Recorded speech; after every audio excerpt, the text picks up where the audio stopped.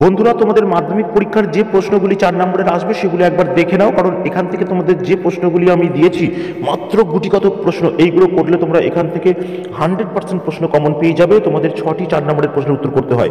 প্রথম অধ্যায় থেকে 2টি প্রশ্ন দিয়েছি, নতুন সামাজিক ইতিহাস চর্চার বৈশিষ্ট্য লেখো, এবং দ্বিতীয় প্রশ্ন আধুনিক ভারতের নারী জাতির ইতিহাস সংক্ষেপে আলোচনা করো।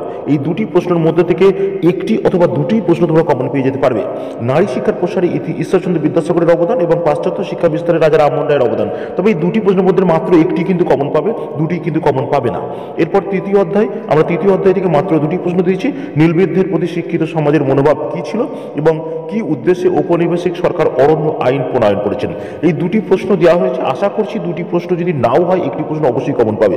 চতুর্থ অধ্যায় মহারানী ভিক্টোরিয়ার ঘোষণাপত্রটি কি ছিল, এর গুরুত্ব লেখো, এবং 1857 সালের মহাবিদ্যের প্রতি শিক্ষিত বাঙালি সমাজের মনোভাব কি ছিল। এই দুটির মধ্যে একটি প্রশ্ন অবশ্যই কমন পেয়ে যাবে। বাংলার মুদ্রণ শিল্পের বিকাশে শ্রীরামপুর ছাপাখানার অবদান লেখো, বাংলার মুদ্রণ শিল্পের বিকাশে গঙ্গা কিশোর ভট্টাচার্যের অবদান লেখো। তবে দুটি প্রশ্ন পড়বে না, দুটির মধ্যে যে কোনো একটি প্রশ্ন কিন্তু কমন পাবে। তোমাদের 6টি প্রশ্ন এইগুলো করলেই হয়ে যাবে। ষষ্ঠ অধ্যায় থেকে মাত্র একটি দিয়েছি, বারদাবলী সত্যাগ্রহ টিকা লেখো, এবং সপ্তম অধ্যায়ে দলিত আন্দোলনে গান্ধী আম্বেদকর বিতর্কটি লেখো। এই গান্ধী আম্বেদকর বিতর্কটি খুবই ইম্পর্টেন্ট প্রশ্ন। তবে অষ্টম অধ্যায় থেকে কিন্তু 4টি প্রশ্ন দিয়েছি, এখান থেকে দুটি প্রশ্ন তোমরা কমন পাবে।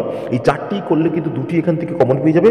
স্বাধীনতার পর ভাষার ভিত্তিতে ভারত কিভাবে পুনর্গঠিত হয়েছিল, 1947 সালে ভারতের স্বাধীন হওয়ার পর কি কি সমস্যা ঘটেছিল, এবং উদ্বাস্তু পুনর্বাসনে ভারত সরকারের ভূমিকা কী ছিল এবং পদক্ষেপগুলো কী ছিল, এবং হায়দ্রাবাদ রাজ্যটি কীভাবে ভারতভুক্ত হয়েছিল। এই 4টি প্রশ্ন করলে এখান থেকে দুটি প্রশ্ন কমন পেয়ে যাবে, অর্থাৎ তোমরা 6টি প্রশ্নই কিন্তু কমন পেয়ে যাবে এই কটা প্রশ্ন করলে।